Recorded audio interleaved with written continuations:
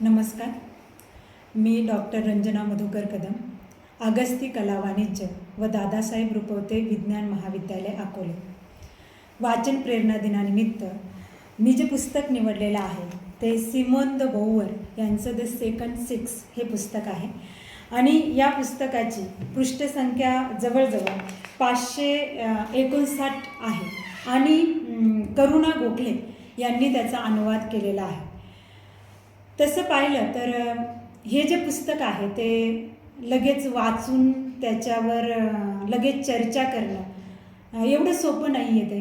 ते अगोदर आपल्याला समजून घ्यावं लागतं आणि त्याची आपल्याला चिंतन करावं लागतं, मनन करावं लागतं. त्याच्यामध्ये जे काही मुद्दे मांडलेले आहेत ते जीवन जगत असताना पडताळून पाहावे लागतात. खऱ्या अर्थानं हे जे पुस्तक आहे ते जास्तीत जास्त लोकांपर्यंत पोहोचलं पाहिजे, त्याच्यावर चर्चा झाली पाहिजे. आणि ही जी मानसिकता आहे ती मानसिकता बदलण्यासाठी स्त्री आणि पुरुष दोघांनी मिळून प्रयत्न करणं गरजेचं असल्याचं हे पुस्तक आपल्याला सांगतं आहे. या पुस्तकामधलं एक जे महत्त्वाचं वाक्य आहे ते म्हणजे स्त्री जन्मत नाही, स्त्री जन्मत नाही तर ती घडवली जाते.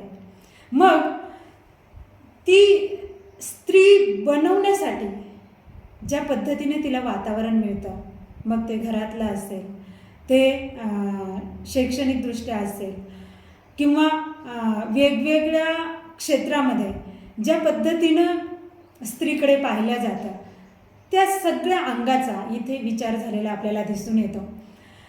तसं पाहिलं तर आपण अशा गोष्टी लक्षात घेतो की माणूस ज्यावेळेस घडत असतो त्यावेळेस त्याला जसं वातावरण मिळतं, जशी परिस्थिती मिळते, अधिकार मिळतात, त्याला कायद्याचे जे काही सवलती मिळतात किंवा कायद्यानं त्याला जे काही अधिकार दिलेले असतात त्यानुसार त्याची घडण होत असते.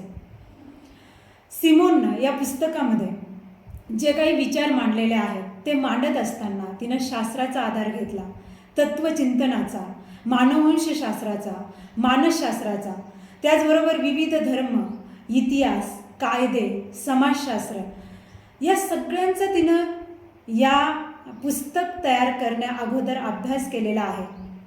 आणि अभ्यास करत असताना तिला जी निरीक्षणं सापडली त्या निरीक्षणावर आधारित आणि अभ्यासावर आधारित तिनं हे पुस्तक अगदी तार्किकपणे लिहिलेलं आपल्याला दिसून येतं. हा जो अनुवाद करुणा गोखले यांनी केलेला आहे तो पण अतिशय चांगला झालेला आपल्याला दिसून येतो. हे पुस्तक तसं पाहिलं तर 2 खंडामध्ये आहे आणि या 2 खंडामध्ये मिळून जवळजवळ 7 जे भाग आहेत ते 7 भाग असलेले आपल्याला दिसून येतात. मग या 7 भागांमध्ये जे काही मांडलेलं आहे त्याच्यामध्ये असं दिसून येतं की स्त्रियांना दुय्यम स्थान का आहे आणि ते दुय्यम स्थान कोणी त्यांना दिलेलं आहे याचा खऱ्या अर्थानं या पुस्तकामध्ये शोध घेतलेला आपल्याला दिसून येतो. आपल्याला मग स्त्रीला दुय्यम स्थान का आलं तर सगळ्यात महत्त्वाचं म्हणजे तिचं मर्यादित विश्व, तिच्यातील अधिकारांचा अभाव आणि आर्थिक निर्णय घेण्याचं तिला जे स्वातंत्र्य पाहिजे आहे ते स्वातंत्र्य तिला नसल्यामुळं या गोष्टी तिला कारणीभूत झालेल्या दिसून येतात. पुरुषाच्या दृष्टिकोनातून स्त्रीची तुलना केली जाते आणि तिला जे शेरे त्यामुळे लावले जातात ते सगळे सिमोननं अभ्यासानं खोडून टाकलेले दिसून येतात. माणसाने मानवातील लिंगभेदाच्या कार्याविषयी आणि त्याच्या महत्त्वाविषयी ज्या समजुती रचल्या त्या सगळ्या भाकड कथा कशा आहेत हे तिनं विविध उदाहरणांच्या आधारे दाखवून देण्याचं काम केलेलं आहे. आणि म्हणून स्त्रीवादाचं हे बायबल झालेलं आपल्याला दिसून येतात. मातृत्वाच्या जबाबदारीपायी व्यक्तिगत पातळीवर स्त्रीला खूप मोठा त्याग करावा लागतो. मात्र त्याचा आदर होण्याऐवजी त्याकडे तुच्छतेनं पाहिलं जातं. आणि त्याला महत्त्वाचं कारण म्हणजे हे जे स्त्री आहे ती स्त्री अनेक समस्यांना तोंड देत असते. तसं पाहिलं तर तिच्या जीवनामध्ये अनेक घडामोडी घडत असतात. मग त्याच्यामध्ये मासिक पाळी असेल किंवा 9 महिन्याची गर्भावस्था असेल किंवा आजार, ते मुलांचं संगोपन असेल, ऋतुचक्र बंद होण्याच्या वेळेस तिला जो मानसिक आणि शारीरिक त्रास सहन करावा लागतो, या सगळ्या चक्रामध्ये ती अडकलेली आहे. आणि या सगळ्यामध्ये स्त्रियांचं मृत्यूचं प्रमाण जे आहे ते खूप असलेलं आपल्याला दिसून येतं. आणि या स्त्रियांमध्ये कॅल्शियम, फॉस्फरस, लोह, रक्त यांचं प्रमाण कमी असतं. म्हणजे पुनरुत्पादनासाठी हे सगळा संघर्ष ती सहन करत असते. आणि त्या दृष्टीने तिच्याकडं माणुसकीच्या नात्यानं पाहणं गरजेचं आहे.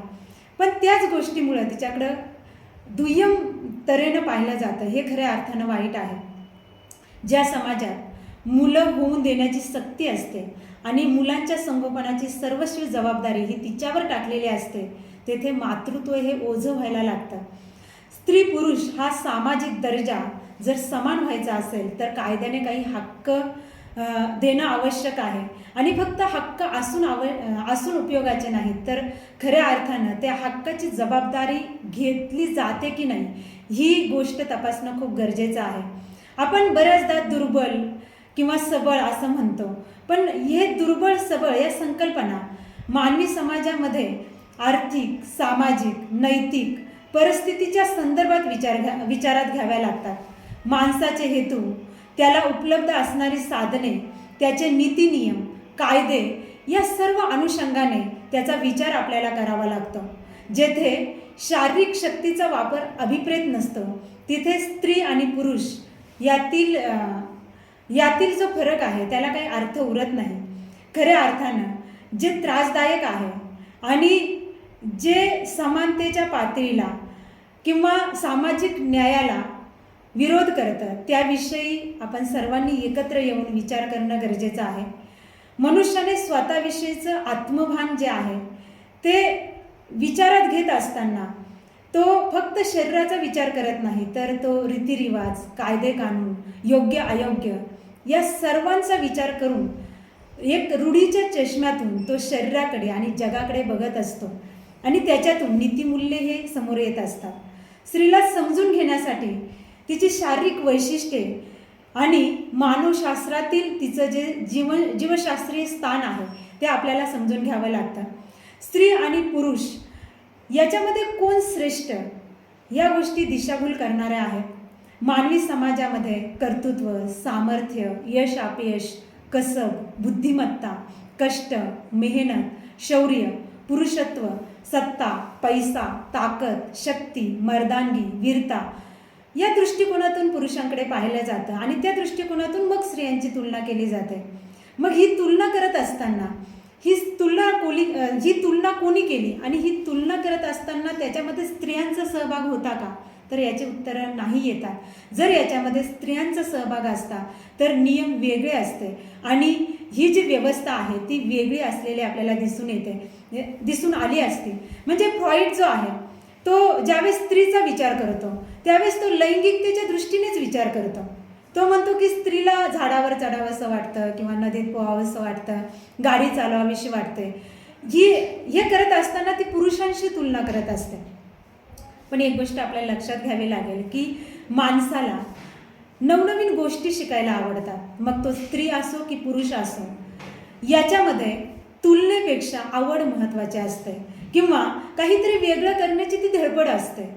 मग त्याला आपण केवळ लैंगिकतेशी कसं जोडू शकतो हा खऱ्या अर्थानं प्रश्न आहे.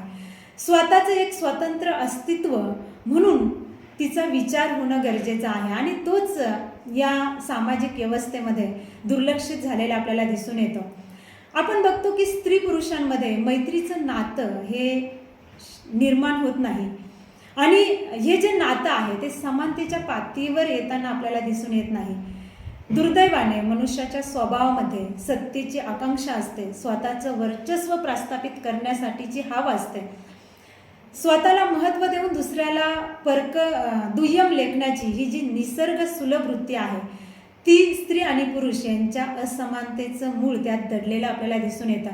स्त्रियांनी पुरुषांकडून एवढीच अपेक्षा केलेली आहे की त्यांना समतेनं, न्यायानं आणि मित्रत्वाच्या नात्यानं वागवलं जावं. माणूस पहिल्यापासून नवनवे शोध लावतो आहे आणि हे जे शोध आहेत हे शोध लावल्यानंतर तो आनंद साजरा करतो आहे. म्हणजेच माणसाला केवळ जगणं महत्त्वाचं नसतं, तर कुठल्या तरी उदात्त हेतूसाठी आपलं जीवन खर्ची करणं त्याला महत्त्वाचं वाटतं. पुरुषांनी स्त्रियांची मूल्ये तयार केली आणि ती मूल्ये जी आहेत ती तयार करत असताना दैनंदिन आयुष्याच्या भोवती फिरणारी ठेवली. ही मूल्य जी प्रस्थापित झालेली आहेत ती मूल्य दैनंदिन आयुष्याच्या पलीकडे आपल्याला दिसत नाहीत. खऱ्या अर्थानं पूर्वी शेतीवर आणि त्यातील उत्पादनावर स्त्रीचा हक्क असेल, कारण त्यांना त्या काळी जमिनीची सुपीकता आणि स्त्रीची जनन क्षमता या दोन्ही शक्ती ह्या केवळ दैवी शक्ती वाटत होत्या आणि त्यामुळं अनेक सण जे निर्माण झाले ते या दैवी शक्तीची पूजा करण्याच्या हेतूने निर्माण झाले. पण नंतर यंत्रयुग आलं, वस्तूचं उत्पादन व्हायला लागलं आणि आपल्या हातात अनेक गोष्टी असतात हे त्याच्या लक्षात आलं. त्यानं श्रम केले, अक्कल वापरली आणि आयुष्याला हवा तसा आकार देता येतो हे त्याच्या लक्षात आलं. आणि मग त्याने शेतीमध्ये सुद्धा अनेक प्रयोग केले आणि ते यशस्वी झाले. त्यामुळं देवतांविषयीची त्याच्या मनातली जी भीती आहे ती कमी झालेली आपल्याला दिसून येते. पूर्वीच्या काळी एका टप्प्यावर पुरुष स्त्रीला पूज्य मानत होता, तिचा आदर करत होता, पण तो केवळ प्रेम आणि गौरव वाटावा म्हणून नाही, तर स्वतःच्या सामर्थ्याविषयी तो अज्ञ होता आणि म्हणून तो तिची पूजा करत होता. नंतर जेव्हा त्याला स्वतःच्या क्षमतांची जाणीव झाली त्यावेळेस निसर्ग, स्त्रिया ह्या दोन गोष्टी गूढ आहेत असं त्याला वाटेनासं झालं आणि मग त्याचं साम्राज्य सुरू झालं. देवतांच्या जोडीला मग देवही आले आणि देवांचं वर्चस्व वाढलेलं आपल्याला दिसून येतं.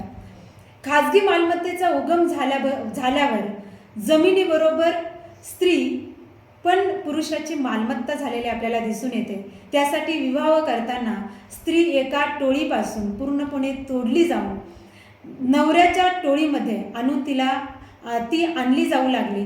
गुलामाला, गुराढोराला जसं विकत घेतात त्याप्रमाणे बायकोला विकत घेण्याची प्रथा निर्माण झाली आणि पुरुषाच्या घरचे नियम तिला लागू झाले. तिचा स्वतःवर सुद्धा हक्क राहिला नाही. अपत्य पुरुषाच्या मालकीची झाली. वडिलांच्या वारसा हक्कावर तिचा अधिकार उरला नाही. जोपर्यंत पती आणि पिता या दोघांच्याही घरामध्ये तिला वारसा हक्क होता तोपर्यंत आर्थिक घडी काही विस्कटली नव्हती, पण तिला संकटकाळी सुद्धा आधार मिळत होता आणि आवडीच्या व्यक्तीशी तिला लग्न करता येत होतं. पण नंतरच्या काळामध्ये पुरुषप्रधान समाजात मुलीच्या विवाहात पैशाची देवाणघेवाण व्हायला लागली आणि तिचे हक्क संपुष्टात आलेले आपल्याला दिसून येतात. त्यामुळे वारसा हक्क फक्त मुलाला मिळाला. स्त्रीने पुरुषाला वारस द्यायचा आणि तो जो वारस दिलेला आहे तो सुद्धा पुरुषाच्याच नावाने असेल आणि आई मुलाची दाई आणि घरकाम करणारी म्हणून त्या घरात राहायला लागली. नको असलेल्या अर्भकांना मारून टाकण्याचा हक्क वडिलांना प्राप्त झाला आणि त्यातून मुलींच्या हत्या वाढल्या, मुलांचे लाड व्हायला लागले आणि पुरुष स्वतःच्या मर्जीनुसार कितीही लग्न करू शकत होता. स्त्रियांनी मात्र नवऱ्याशी एकनिष्ठ राहायचं हा कडक निर्बंध होता, कारण जोपर्यंत वारसा हक्क पुरुषाकडून त्याच्या मुलाकडे जाणार होता तोपर्यंत स्त्रीचं विवाहबाह्य संबंध अक्षम्य मानले जाणार होते. त्यामुळं इथं एकीकडे स्त्रियांनी एकनिष्ठ राहायचं आणि दुसरीकडे पुरुषांना मात्र अनेक बायका करण्याचा अधिकार होता, बायकोला टाकून देण्याचा अधिकार होता. त्याचबरोबर परित्यक्त स्त्रिया ज्या आहेत किंवा विधवा स्त्रिया ज्या आहेत त्यांना वडिलांकडून, नवऱ्याकडून, समाजाकडून कोणतेही संरक्षण मिळत नव्हतं आणि त्यामुळं स्त्रियांना परावलंबी, हतबल आणि गुलामासारखं जीवन जगावं लागत होतं. माणसाला स्वतःची अस्मिता शाबूत ठेवण्यासाठी स्वतःच्या मालमत्तेवर पूर्ण हक्क असावा लागतो. हा हक्क भविष्यातही कायम राहण्यासाठी वारसदारांवर सुद्धा पूर्ण सत्ता असावी लागते. त्यामुळे मुलांचा हक्क स्त्रीकडे जाऊ नये यासाठी आटोकाट प्रयत्न केले गेले आणि मग स्त्रीकडे जाऊ नये म्हणून तिला दुय्यम ठरवलं गेलं आणि दुय्यम ठरवत असताना ती कशी वाईट आहे हे सांगण्याचा अट्टहास झालेला आपल्याला दिसून येतो. पुरुष प्रधानता ही योगायोगाने आलेली नाही, तर ती स्त्री पुरुषांमधील शारीरिक भेदांमुळे आणि दुसरी गोष्ट म्हणजे निसर्गातच पुरुष आणि स्त्री याच्यामध्ये काही भेद आहेत आणि त्या भेदाचा फायदा घेऊन स्त्रीला गुलाम केलेलं दिसून येतं आणि पुरुषाने जे काही नियम तयार केले ते त्याच्या मर्जीनुसार तयार केले आणि त्याला धर्मग्रंथाचं नाव दिलं आणि धर्मग्रंथ असल्यामुळे त्याच्यामध्ये बदल करण्याचा अधिकार हा कुणालाच नव्हता. आपण धर्मग्रंथ आज वाचत नसलो तरी पण आपल्याला रामायण माहीत आहे, महाभारत माहीत आहे, आपल्याला लक्ष्मण रेषा माहीत आहे. म्हणजे एकंदर ते जे नियम आहेत ते अप्रत्यक्षरित्या स्त्रियांवर लादले जातात असं लक्षात येतं.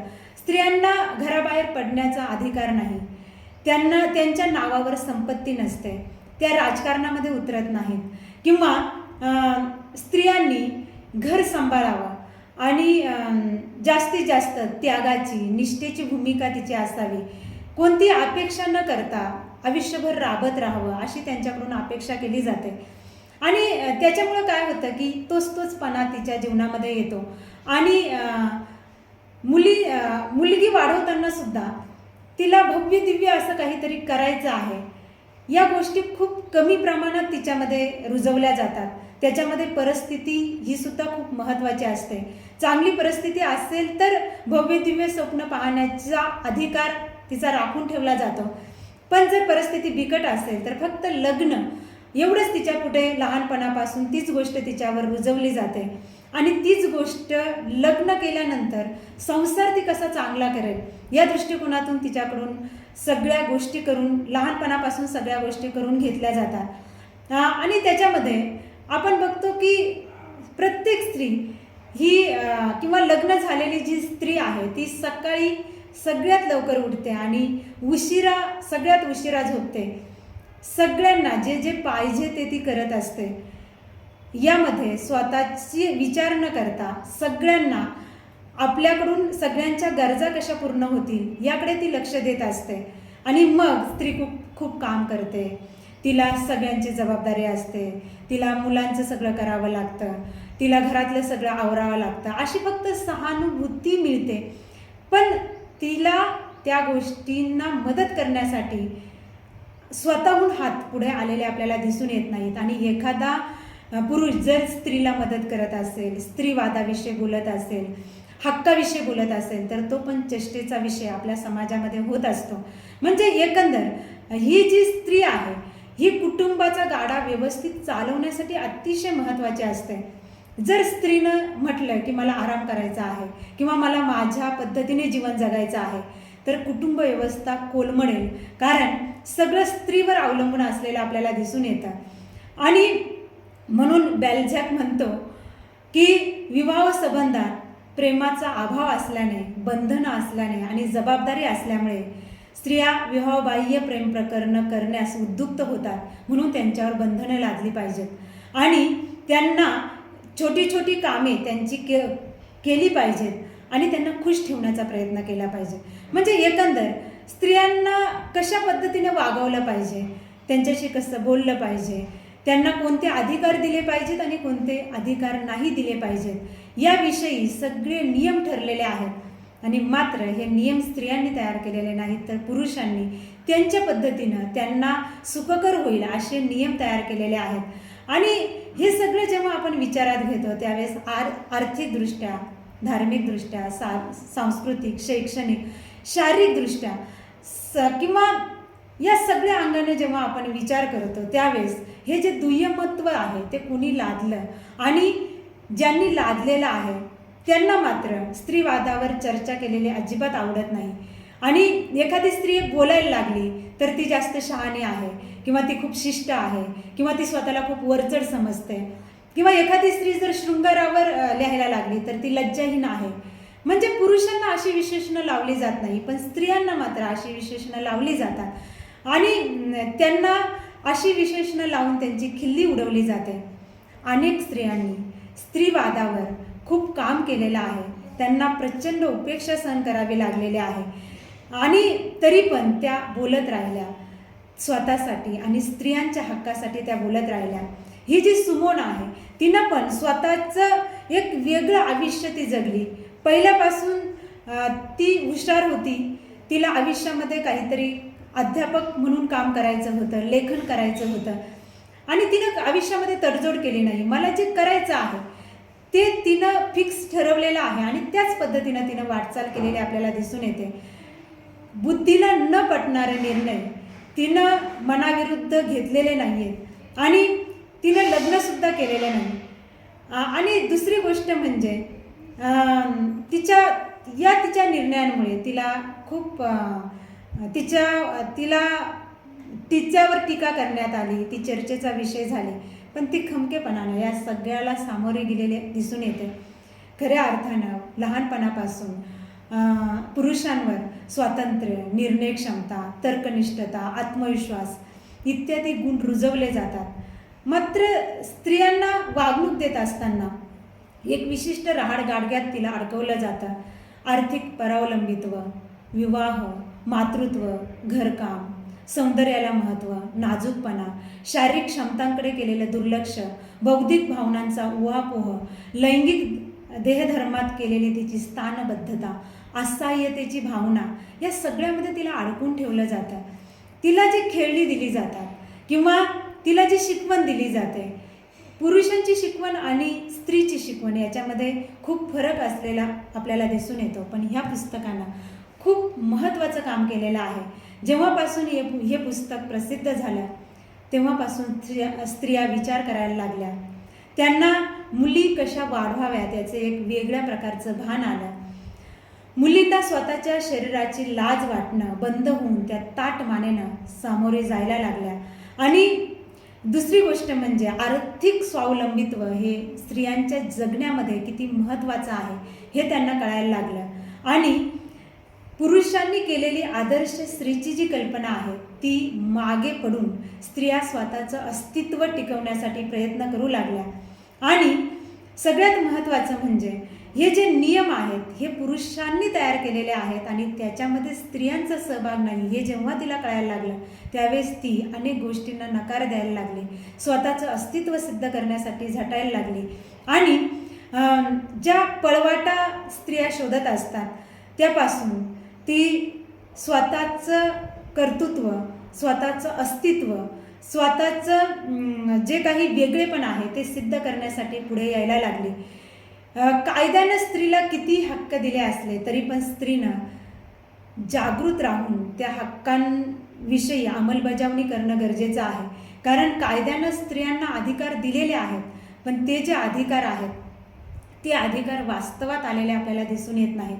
बऱ्याचदा वारसा हक्काविषयी जी काही भांडणं होतात किंवा स्त्रियांना मंदिर प्रवेश मिळावा का नाही किंवा स्त्रियांनी राजकारणात यावं का नाही, त्यांना सगळीकडे सगळ्या क्षेत्रामध्ये नोकऱ्यांमध्ये सारखी संधी का मिळत नाही, या अनेक गोष्टी ह्या वादाच्या आहेत. आणि केवळ घर, परिवार, मुलं हीच तिची जबाबदारी नाही, तर आता तिला बाहेरच्या विश्वाची जाणीव झालेली आहे. लग्नाचं दडपण जे तिच्या मनावर होतं ते बऱ्याच प्रमाणात सैल झालेलं दिसून येतं. पण हे विचारात घेताना आपल्याला तिची जी आर्थिक परिस्थिती आहे ती विचारात घ्यावी लागते, कारण त्याशिवाय या बोलण्याला अर्थ राहत नाही. त्याचबरोबर स्त्रियांनी कपडे कसे घालावेत, कसं बोलावं, कसं वागावं या संबंधीचे जे नियम आहेत ते नियम तसे का लावले गेले याविषयीची चर्चा या पुस्तकामध्ये आलेली आपल्याला दिसून येते. त्याचबरोबर ही जी स्त्री आहे ती घराबाहेर जास्त राहू शकत नाही किंवा तिला स्वतंत्र बुद्धी नसते, ती आर्थिक निर्णय घेऊ शकत नाही, याविषयी अनेक विचारवंतांनी जी मतं व्यक्त केलेली आहेत ती खऱ्या अर्थानं दुर्दैवी आहेत. मग त्याच्यामध्ये फ्रॉइड असेल, अरिस्टॉटल असेल, एंजल, मॉदरलँड, लॉरेन्स, क्लॉडेल, ब्रेटन, स्टेनधाल यांनी स्त्रियांविषयी जी नकारात्मक विधानं केलेली आहेत, मांडणी केलेली आहे ती चिंतनीय आहे. खऱ्या अर्थानं हे जे स्त्रियांविषयी विचार केले जातात ते विचार करत असताना स्त्री इतिहासामध्ये का बरं नाही किंवा स्त्रिया इतिहासामध्ये होत्या तर मग त्या का आल्या नाहीत, त्यांना स्वतःची व्याख्या का करू दिली नाही, स्वतःचा इतिहास का लिहू दिला नाही. जे शिकलेली माणसं नसतात त्यांना योग्यता नाही असं म्हणणं अगदी सोपं असतं. मग स्त्रीला सुद्धा शिक्षणाचा अधिकार नव्हता, तिच्यावर जे नियम लादले गेले त्याच्यावर चिकित्सा करण्यासाठी तेवढी ती शिकलेली नव्हती, तेवढा ती विचार करत नव्हती. आणि त्यामुळं तिनं जे काही तिच्यावर लादलं गेलं ते निमूटपणे स्वीकारलं. पण आता स्त्रिया शिकलेल्या आहेत. आपल्याला मिळणारी वागणूक, आपल्यावर असणाऱ्या जबाबदाऱ्या आणि पुरुषांवर असणाऱ्या जबाबदाऱ्या याची तुलना करायला लागलेली आहे. आणि त्यावेळेस तिच्या लक्षात येतं की नाही, अनेक गोष्टी बदलल्या पाहिजेत आणि मी माझ्या आईसारखी, मावशीसारखी किंवा शेजारणीसारखीच झाली पाहिजे असं काही नाही, तर मला माझं अस्तित्व निर्माण करता आलं पाहिजे. जीवन ही एक कथा आहे आणि ती मला जशी पाहिजे तसा लिहिण्याचा मला अधिकार आहे, याचं भान आता स्त्रियांना यायला लागलेलं आहे. आणि ही सगळी चर्चा करत असताना एक गोष्ट आपल्या लक्षात येते की अनेक अधिकार तिनं संघर्ष करून मिळवलेले आहेत आणि त्याची जपवणूक खऱ्या अर्थानं आजच्या काळामध्ये झाली पाहिजे. जेव्हा या सगळ्या गोष्टींचा आपण विचार करत असतो त्यावेळेस हे पुस्तक आपल्याला एक दिशा देतं. हे पुस्तक आपल्याला विचार करायला लावतं आणि सगळ्यांनी हे पुस्तक वाचलं पाहिजे, समजून घेतलं पाहिजे आणि याच्यामध्ये जे मुद्दे आलेले आहेत ते पडताळून पाहिले पाहिजेत. एक सामाजिक न्याय म्हणून दोघांनाही याच्यामध्ये समान संधी देण्यासाठी दोघांनीही पुढं आलं पाहिजे. स्त्री पुरुष हा भेद जेव्हा पुरुषांना कळेल की सक्षम स्त्री तयार झाल्यानंतर समाजामध्ये, देशामध्ये कोणते बदल होतात हे जेव्हा त्यांना कळेल त्यावेळेस हे भेद आपोआप गळून पडतील आणि एकमेकांना पुढे घेऊन जाण्यासाठी हात पुढे येतील हा विश्वास वाटतो आणि ते सामर्थ्य या पुस्तकामध्ये आहे. म्हणूनच मी या पुस्तकाची निवड केलेली होती. धन्यवाद.